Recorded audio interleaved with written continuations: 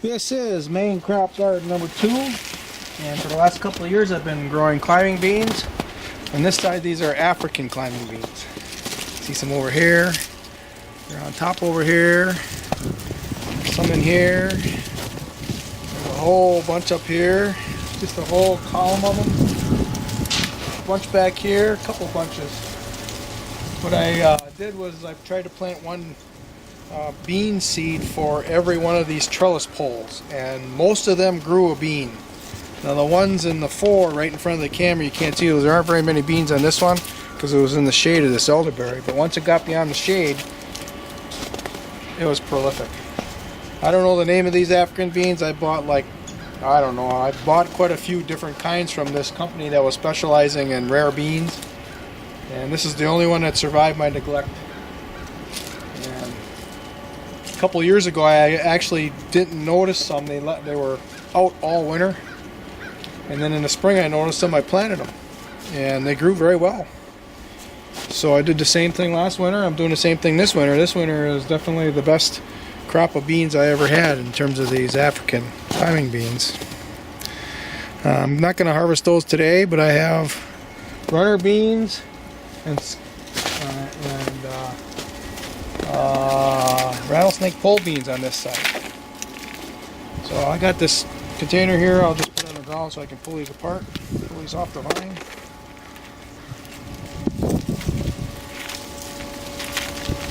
So we're in the end of the hunting season. I like to definitely spend a few weeks hunting every year. And this year I got a buck in Wisconsin, doe in Michigan, and I shot at a buck in Michigan and missed. It was a big one. I got excited. Well, I don't think I missed. There was a little bit of blood, just a tiny bit of blood. And couldn't recover them. I guess that's part of the game. I felt bad about it. Actually, it was kind of weird. It ended up being my mother hasn't been feeling good, and they start giving her morphine, and that's never a good idea. So I don't know how many people pull out of morphine and they have to get it. And that day I shot the buck in Michigan.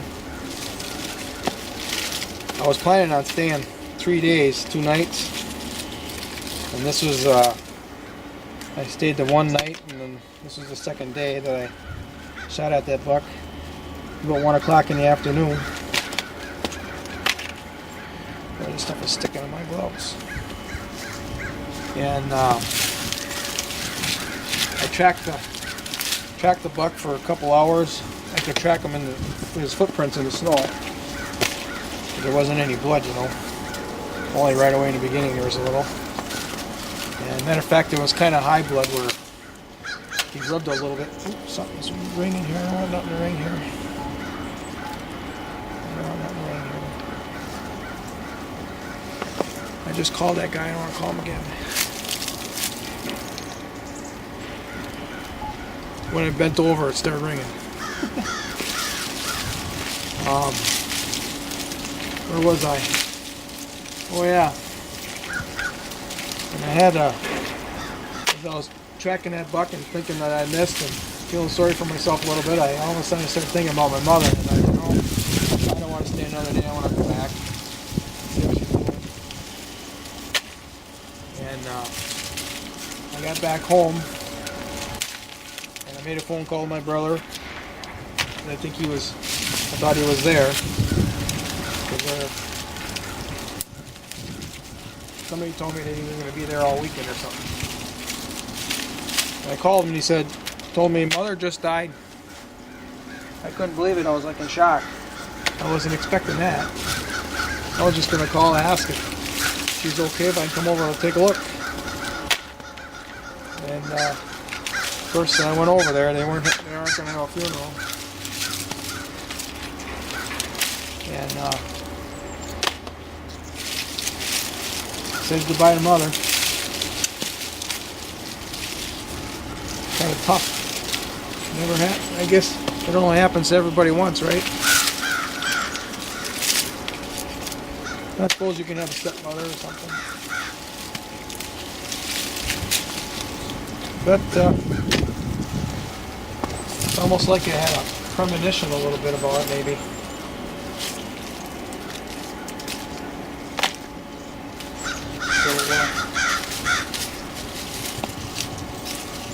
So, there's a long one. This must be a runner bean right here. Look at that. There are big beans in there too. These rattlesnake pole beans aren't as prolific as the African beans. Oh, these runner beans are pretty good. I grew a whole lot of beans the first year or two of reconstituting this garden. And these runner beans were sitting in a jar for probably 5-6 years. And I kind of remember I did plant a couple that looked pretty good. That's what these are from.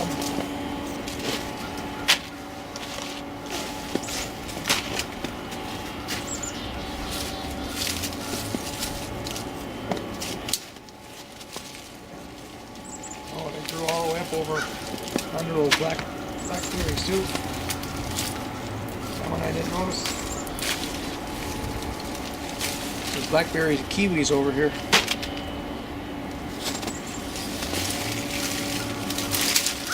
Not much can compete with kiwis, but it looks like runner beans can.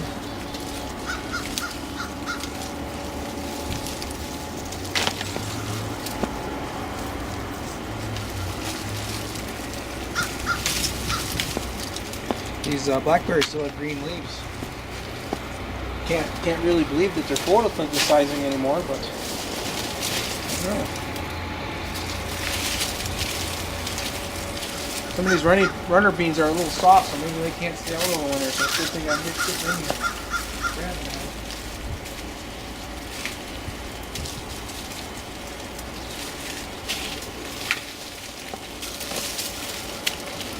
I'll have to pull them out of their pods and put them in the dehydrator. I've never tried that before, but it sounds interesting.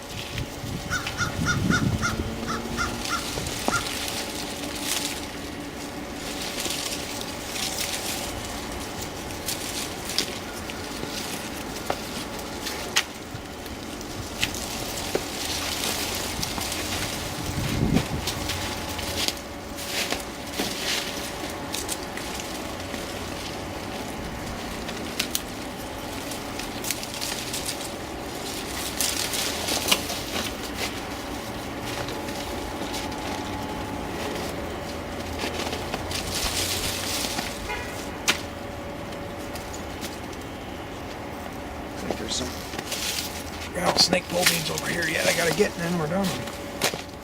And we got her. I'm going to be making some changes to this garden. I'm going to transplant that elderberry that's shading the front corner of it. And I grew beans here quite a few years in a row, so I think it's going to grow a good crop of corn next year. The corn needs more sunlight. So things are going to be moved around a little bit.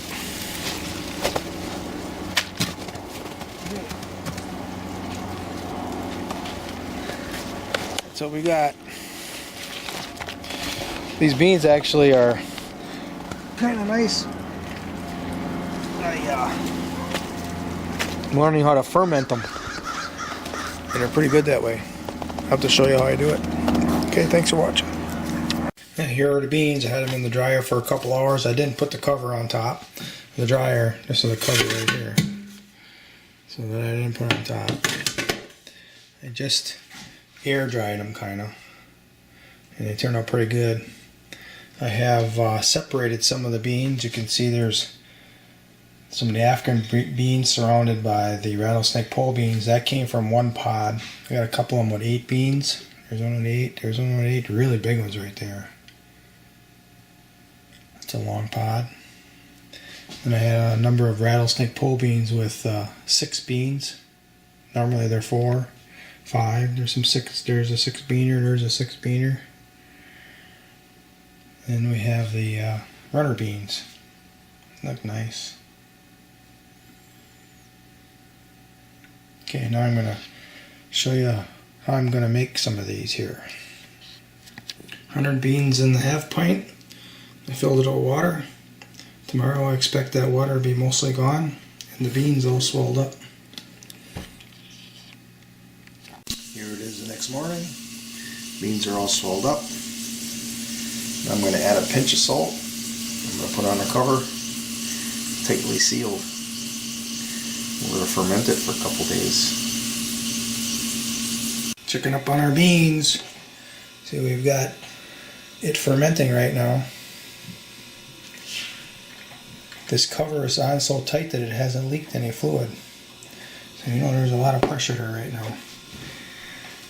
Those beans are looking pretty good.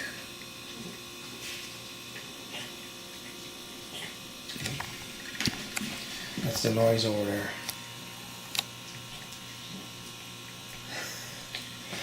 And look at that, making dessert. We're almost out of apples. Oh no, we're not. I got 3/4 of a 5-gallon pail in the other room, I guess. I just took the last of them out of one pail, but I've got 3/4 of a pail left yet. Just pour some water in there and some cinnamon. No sugar, no honey, nothing else. Put her on half the heat load. Yeah. Get her boiling. And then eat. Well, I'm going to pop this thing open and see if it makes any sound. A little bit of pressure in there. Oh, look at that. That's pretty nice.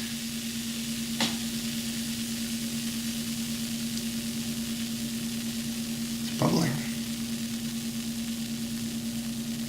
Alright, we're going to cut these things open and see what they're like.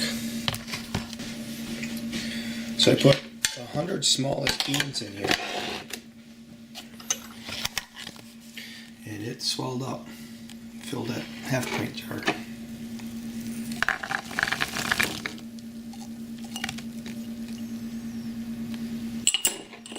Now what I want to have happen here is these beans have to be able to be cut in half real easy. That's when they're ready. Yeah, kinda. Probably could go a little more though.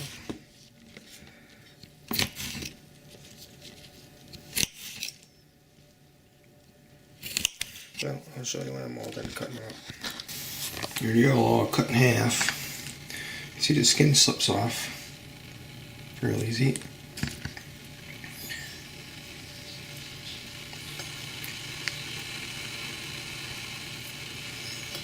Yeah, it's pliable. I think they're done.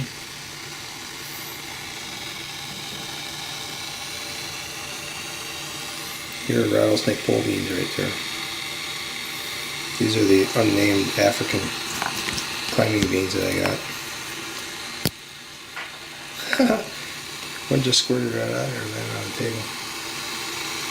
So now what I'm going to do is I'm boiling some water for coffee, and I'm going to leave some water in there. I'm going to boil these beans a little bit. I'll probably do it twice before I fry them. That's the first boil. Look at those foamy it's getting.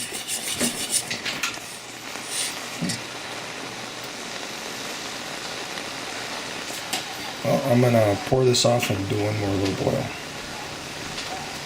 Alright, so now we got this thing going. These are the beans after I fried them in olive oil. They're crispy right now. And this is the dish that I made this morning with eggs. I put a little jalapeno hot pepper. I still got those in the fridge left yet from the garden.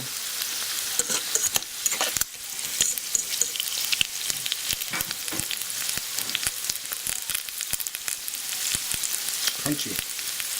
It tastes like if you cubed up little potatoes and fried them really crispy. That's what it tastes like. Kind of held together now. Let's see. Put my fork on it. I think just broke apart. It's getting kind of held together. Ooh, that was really crunchy. Okay, well, that's a wrap.